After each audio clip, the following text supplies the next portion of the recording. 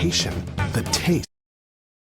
I'm cooking chicken apretada, so we need garlic, chopped garlic, onion, supposed to be just quarter cut, but my husband chopped it.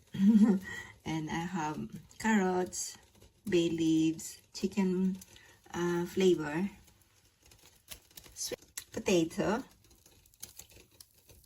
bell pepper. I have the puree of tomato. I have tomato passata there, and the chicken. Let's start. I have this casserole. I'm going to put some oil on it. Just a little oil. Because the chicken is so fat here. So I have that. And first I'm going to fry potato on it.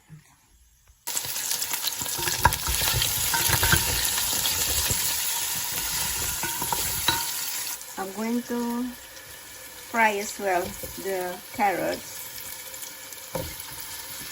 My hands are clean.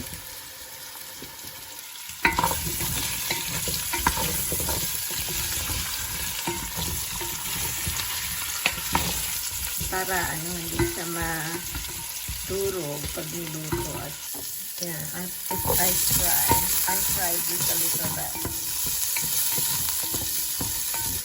Ayan na siya. Tapos ito din. Konting. And then, lagyan natin ng konting mantika. Konting-konti lang para sa panggisa ng bawang. Ayan na siya. Yung parang sunog dyan sa kagel, yung ano lang yan, nag-grinuhan ko ng patatas at carrots. Okay lang yan. This is reality in cooking. It's a home cooking. Proper na paggigisa, inuuna mo na ang bawang.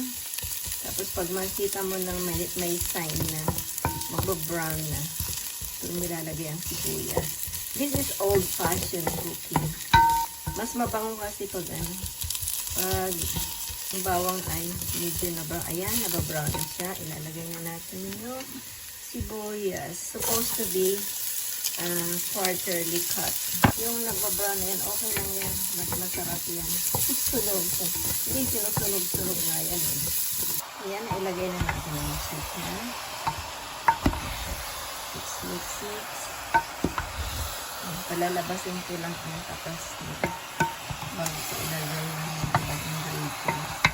Ayan, sinasangkot sa ko na yung chicken. Ano nga ba yan sa Tagalog? Sangkot siya ay bicol. And then, I'm going to put bay leaves. Ayan, fresh yan. Galing sa garden. The chicken flavor.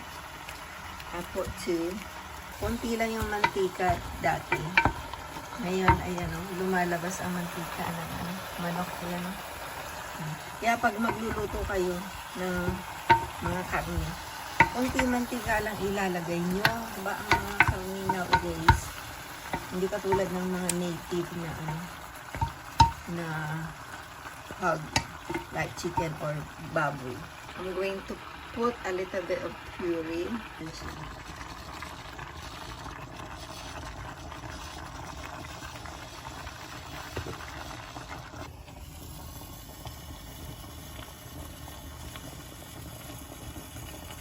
Maasim to kaya yung tama na. Lagyan na natin ng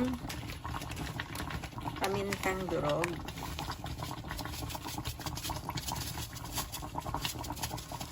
Mas marami, mas malasa. Ayan. Pero pag napakadami naman, lasang gamot na. Ayan, ilagay na natin ang carrots at patatas.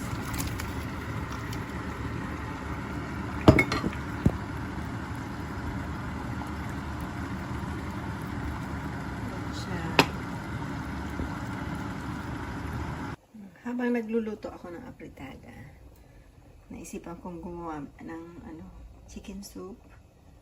Ayan. Ay sibuyas, bawang, and bell pepper, at celery, and ito yung pasta.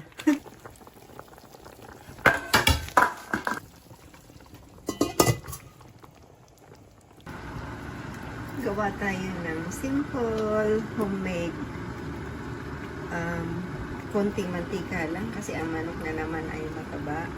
So, homemade, ano ba to? Pasta. So, sopas.